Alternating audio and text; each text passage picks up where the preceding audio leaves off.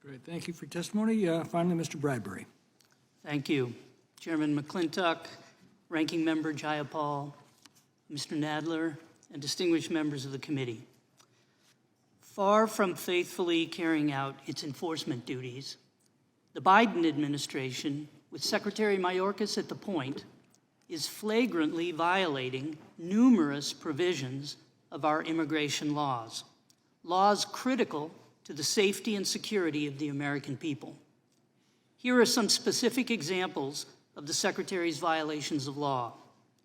The use of parole to release tens of thousands of inadmissible aliens en masse into the U.S. each month violates INA Section 212's express restrictions on parole, and it unlawfully circumvents the established procedures for refugee admissions under Section 207.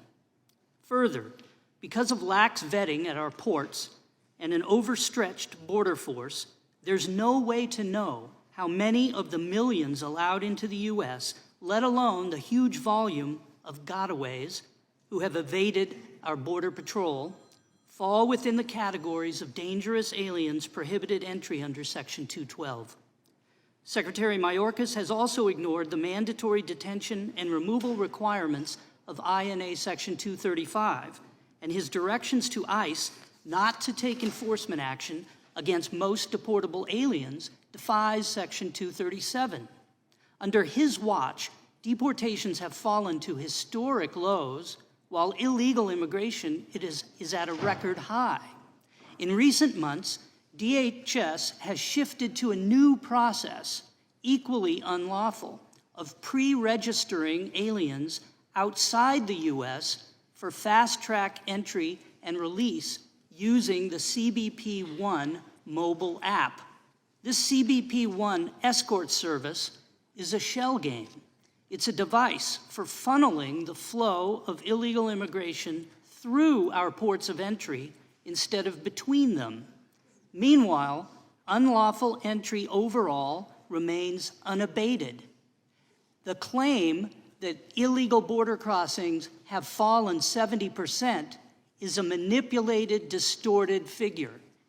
It's a comparison to the highest week in the history of our country for illegal crossings, the week before the Title 41 program ended, when 10,000 illegals were encountered at the border. That's the comparison that gets to the 70% figure. It's false.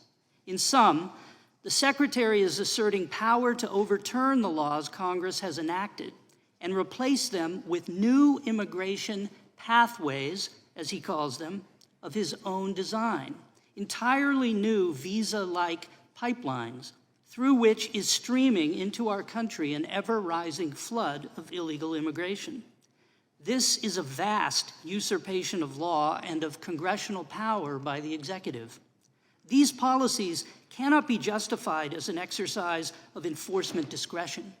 Secretary Mayorkas' own actions have caused the crisis, and he's refused to employ the full scope of resources available to him, shuttering detention facilities, ending cooperation with border states, and abandoning the Remain in Mexico program.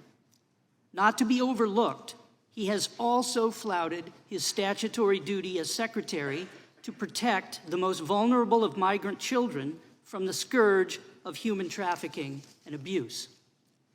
Together, these violations of law have produced a colossal humanitarian disaster and a catastrophe for America.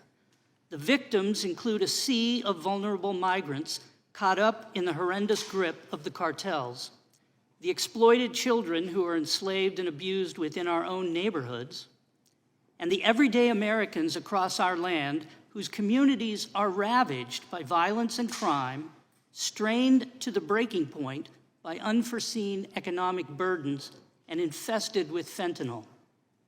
It's a grim picture for sure, but one the American people must see. We should all be grateful to you, Mr. Chairman, for shining a bright light on these violations of law. Thank you. Thank you.